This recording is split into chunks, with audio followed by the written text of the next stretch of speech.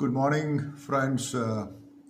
എനിക്ക് ഇന്ന് പറയാനുള്ളൊരു കാര്യം കാരണം വെച്ചാൽ നമ്മളെ നാട്ടിലെ ഈ ജനങ്ങൾ പലപ്പോഴും നമ്മൾ പല റെയിൽവേ സ്റ്റേഷനായാലും ഹോസ്പിറ്റലായാലും ബസ് സ്റ്റാൻഡിലായാലും ആരും ബാങ്കിൽ നിങ്ങൾ പോയാലും ഒരാൾക്കാർ ക്യൂവിൽ നിൽക്കുന്നുണ്ടെങ്കിൽ വേറൊരാൾ അയാളെ മുന്നിൽ വന്നിട്ട് അവനെക്കാട്ടും ഔട്ട് സ്മാർട്ടായിട്ട് അവൻ്റെ ഡോക്യുമെൻറ്റ്സ് കൊടുക്കുക, അവനെ രജിസ്ട്രേഷൻ ചെയ്യുക.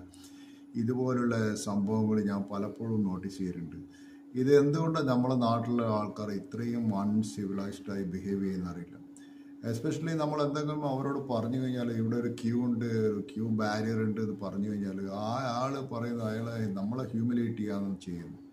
ഞാൻ മോസ്റ്റ് പ്രോബ്ലം മനസ്സിലാക്കുന്നത് എന്താണെന്ന് വെച്ചാൽ നമ്മുടെ നാട്ടിൽ ഈ proper queue systems effectively manage ചെയ്യാൻ ഇപ്പോൾ ഒരു ബാങ്കിലായാലും ശരി ഹോസ്പിറ്റലിലായാലും ശരി അവിടെ ആരും ഒരു സൂപ്പർവൈസറോ മാനേജേഴ്സോ ഒന്നുമില്ല.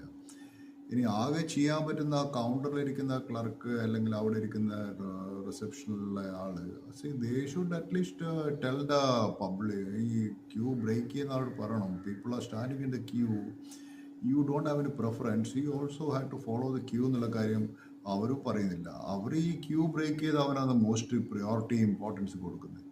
ഇത് പലപ്പോഴും അനോയിങ് ആയിട്ട് എനിക്ക് തോന്നിയിട്ടുണ്ട്. കാരണം വെച്ചാൽ ഞാൻ ഇന്നലെ ഇവിടെ കണ്ണൂർ നമ്മുടെ ബേബി മെമ്മോറിയൽ ഹോസ്പിറ്റലിൽ പോയ സമയത്ത് I found very very inefficient. അവിടുത്തെ ഒരു ഹോസ്പിറ്റൽ എന്ന് വെച്ചാൽ ശരിക്കും ഒരു ബസ് സ്റ്റാൻഡ് പോലെയാണ് അവിടുത്തെ റിസപ്ഷൻ മാനേജ് ചെയ്തത്. ഫസ്റ്റ് ഓഫ് ഓൾ അവിടെ ഒരു ആഡിക്വേറ്റ് സ്റ്റാഫ് ഇല്ല. പിന്നെ അവിടെ എന്ന് വെച്ചാൽ who is more muscle power they come in front of അവിടെ ക്യൂ ബാരിയേഴ്സ് ഒക്കെ വെച്ചിട്ടുണ്ട്. ഞാൻ എന്നിട്ട് അവരോട് ചോദിച്ചു, എന്തിനാ ക്യൂ ബാരിയേഴ്സ് വെച്ചത് ഇവിടെ?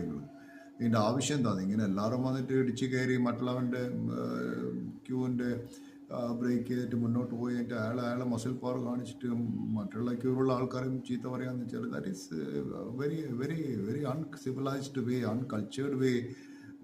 ഇങ്ങനെയുള്ള ഒരു സ്റ്റാൻഡേർഡ് ഹോസ്പിറ്റൽ അവർക്കൊരു സ്റ്റാൻഡേർഡ് ഓപ്പറേറ്റിംഗ് പ്രൊസീജിയേഴ്സ് ആണ്. ആൻഡ് ഞാൻ അവിടുത്തെ റിസപ്ഷനുള്ള അവരുടെ ലേഡിയോട് കംപ്ലൈൻറ്റ് ചെയ്തു. അപ്പോൾ അവരൊന്നും മിണ്ടുന്നില്ല, ദേ ആർ കീപ്പിംഗ് ക്വയറ്റ്.